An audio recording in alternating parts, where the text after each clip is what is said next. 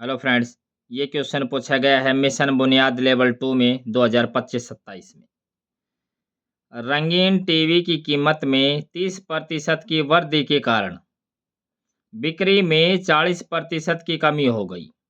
आय में कुल प्रतिशत परिवर्तन क्या होगा? ये हमारे पास प्रश्न है।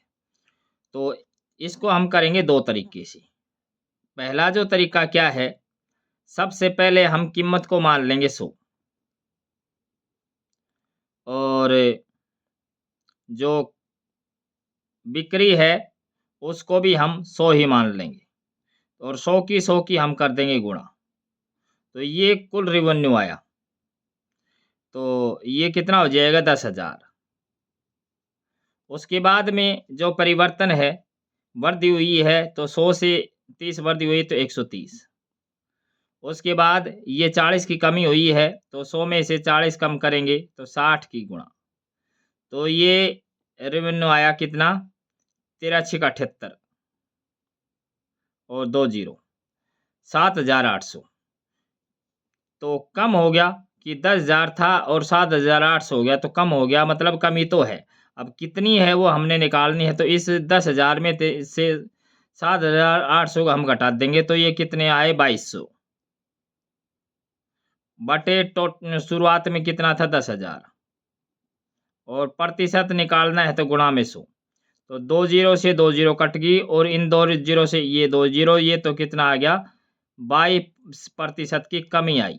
तो इसका है ये डी ऑप्शन है, ये ट्रू हो जाएगा। दूसरा तरीका क्या है?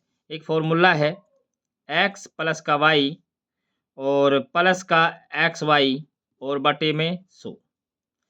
अब वृद्धि है तो हम लेंगे प्लस और कमी है तो लेंगे माइनस।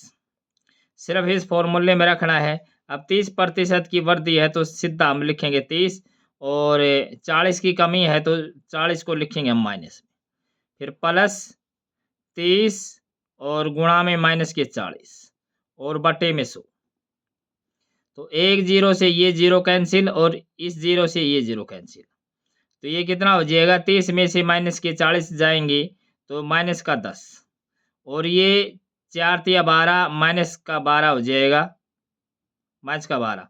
तो ओवरऑल ये माइनस का 22। माइनस क्या इंडिकेट करता है? कमी को इंडिकेट करता है, यानी कि 22% की क्या आई है? कमी आई है। तो इस प्रकार से हम इस क्वेश्चन को कर सकते थे। Thanks for watching.